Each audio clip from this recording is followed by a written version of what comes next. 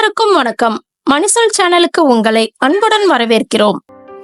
இன்றைய செய்தியில் NSDL இன் IPO பற்றியும், RVNL-க்கு கிடைத்த புதிய ஆர்டர் பற்றியும், ஆக்சிஸ் பேங்க் பங்கு மீதான நோமுராவின் மதிப்பீடு பற்றியும் மற்றும் தங்கம் வெள்ளி விலை நிலவரம் பற்றியும் பார்ப்போம். தேசிய வைப்பு தொகையின் விவரங்களை பராமரிக்கும் NSDL விரைவில் சந்தையில் அதன் IPO-வை தொடங்க உள்ளது. NSDL அதாவது நேஷனல் செக்யூரிட்டிஸ் டெபாசிட்டரி லிமிடெட் அடுத்த மாதம் அதன் IPO-வை சந்தையில் கொண்டு வருகிறது. இந்த வெளியீட்டின் மூலம் நிறுவனம் 3000 கோடி வரை நிதி திரட்டும். நாட்டின் மிகப்பெரிய வைப்பு தொகை நிறுவனமான NSDL-இன் IPO-விற்கு பங்கு சந்தை ஒழுங்குமுறை ஆணையமான செபி ஒப்புதல் அளித்துள்ளது. இந்த IPO முற்றிலும் விற்பனைக்கான சலுகையாக இருக்கும். கடந்த ஆண்டு செப்டம்பரில் IPO-விற்கான ஒப்புதலை செபியிடமிருந்து NSDL பெற்றது. இப்போது ஒரு மூத்த அதிகாரியை மேற்கோள் காட்டி ஊடக அறிக்கைகள் NSDL ஏப்ரல் மாதத்திற்கு முன்பு IPO-வை சந்தைக்கு கொண்டு வர முடியும் என்று கூறியுள்ளன.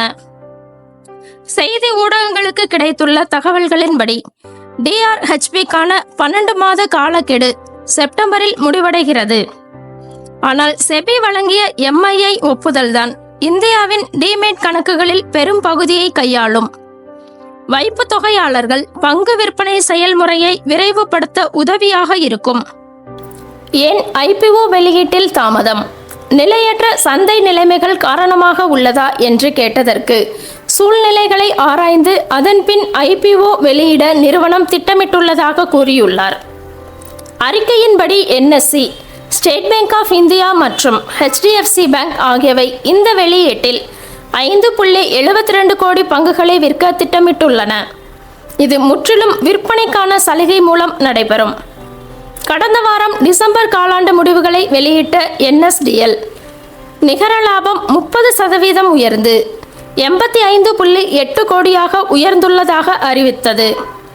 இது ஒரு வருடத்திற்கு முன்பு இதே காலாண்டில் 66.9 கோடியாக இருந்தது. அக்டோபர் டிசம்பர் 2024 காலாண்டில் அதன் மொத்த வருமானம் 16.2% அதிகரித்து 391.21 கோடியாக உள்ளது.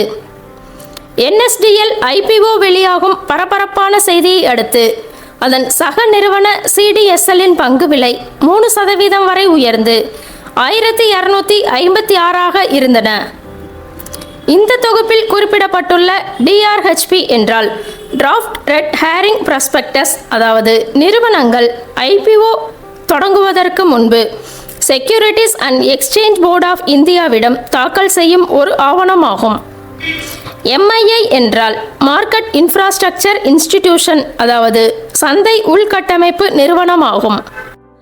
RVNL என்று அழைக்கப்படும் ரயில் விகாஸ் நிகாம் லிமிடெட் இந்திய ரயில்வே அமைச்சகத்தின் கீழ் இயங்கும் ஒரு அரசு நிறுவனமாகும்.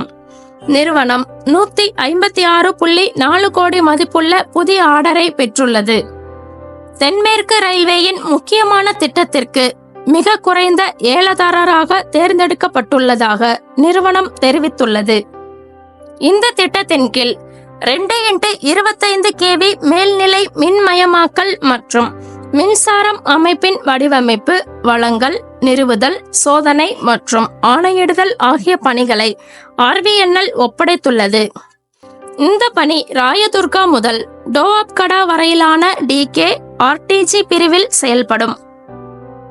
பங்கு சந்தைகளுக்கு அனுப்பிய ஒரு கடிதத்தில் நிறுவனம் தனது ஒப்பந்தத்தில் டிரான்ஸ்மிஷன் துணை மின் நிலையங்கள், ஸ்விட்சிங் போஸ்ட்கள் மற்றும் செஷனிங் மற்றும் பேரலிங் போஸ்ட்கள் ஆகியவற்றை அமைப்பது அடங்கும் என்று கூறியது. இது தவிர மின் பொது சேவைகள், பொறியியல் மற்றும் தொலைத்தொடர்பு பணிகளும் இதில் அடங்கும். திட்டத்தின் மொத்த நீளம் 99.463 RKM மற்றும் 114.145 TKM ஆகும். RVNL-இன் கூற்றுப்படி இந்த திட்டத்தின் மொத்த செலவு 156.36 கோடி. இது 18 மாதங்களுக்குள் முடிக்க இலக்கு நிர்ணயிக்கப்பட்டுள்ளது. இது ஒரு உள்நாட்டு திட்டம் என்றும் செபி விதிகளின்படி இதற்கு ஒப்புதல் அளிக்கப்பட்டுள்ளது என்றும் RBNL தெளிவுபடுத்தியுள்ளது. இதன் மூலம் நாட்டில் ரயில்வே உள்கட்டமைப்பை மேம்படுத்தல் மற்றும் செயல்படுத்தல் தொடர்பான பணிகளை செய்கிறது. பிப்ரவரி 21 வெள்ளிக்கிழமை NSEL பங்குகள் 3.4% குறைந்து 368.50 முடிவடைந்தன. இருப்பினும் இந்த வாரத்தில் நிறுவனத்தின் பங்குகள் 6% உயர்ந்தன.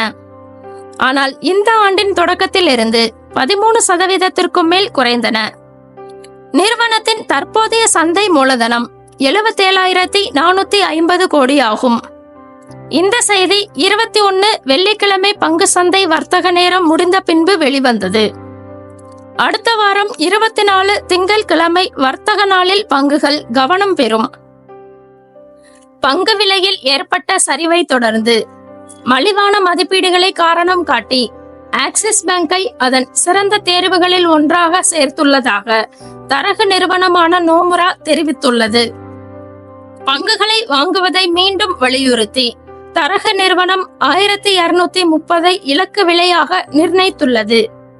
இது வெள்ளிக்கிழமை இறுதி விலையான 1008 விட 22% அதிகரிப்பை குறிக்கிறது.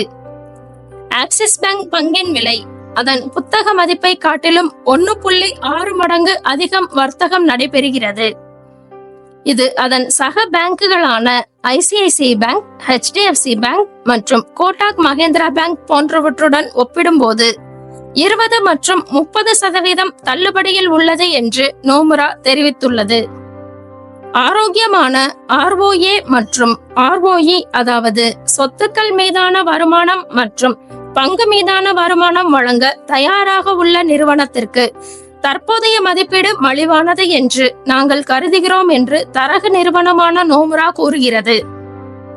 ஆக்சிஸ் பேங்கின் சமீபத்திய செயல்திறன் குறைவதற்கு காரணம் கடன் மற்றும் வைப்பு தொகை வளர்ச்சியில் மந்தமான நிலை மற்றும் சக வங்கிகளுடன் ஒப்பிடும்போது சிறிது மென்மை ஆகியவையாகும் என்று தரகு நிறுவனம் கூறியது. தற்போதைய பணப்புழக்க சூழ்நிலையில் பிக்ஸட் டெபாசிட் திரட்டல் சவாலானது. இது கடன் வளர்ச்சியை பாதித்துள்ளது. பேங்க் அமைப்பில் பணப்புழக்கத்தை எளிதாக்குவது ஆக்சிஸ் பேங்கின் வளர்ச்சியை மீட்டெடுக்க உதவும். நடப்பு நிதியாண்டின் 3வது காலாண்டில் பிக்ஸட் டெபாசிட் வளர்ச்சி 9% இருந்தது. இது சக பேங்குகளுடன் ஒப்பிடும்போது மென்மையான வளர்ச்சியை காட்டுகிறது. அதே நேரத்தில் CASA, அதாவது நடப்பு கணக்கு சேமிப்பு கணக்கு வளர்ச்சி ஒட்டுமொத்த துறைக்கும் மந்தமாகவே உள்ளது என்று நோமுரா கூறியது. பாதுகாப்பற்ற சில்லறை விற்பனையில் அழுத்தம் 1-2 ஆண்டுகளில் உச்சத்தை எட்டும் என்று நாங்கள் எதிர்பார்க்கிறோம். இது ஆக்சிஸ் பேங்கான கடன் செலவுகளை மிதப்படுத்த வழிவகுக்கும். இன்று தங்கம் மற்றும் வெள்ளி விலை நிலவரம் பற்றி பார்ப்போம். ஆபரண தங்கம் 1 கிராம் 8045 ஆகவும் வெள்ளி 1 கிராம் 107 ஆகவும் இருந்தது. இந்த சேனலை லைக் பண்ணுங்க, உங்க நண்பர்களுக்கும் உறவினர்களுக்கும் ஷேர் பண்ணுங்க, சப்ஸ்கிரைப் பண்ணுங்க, பெல் ஐகானை தட்டி விடுங்க. நன்றி.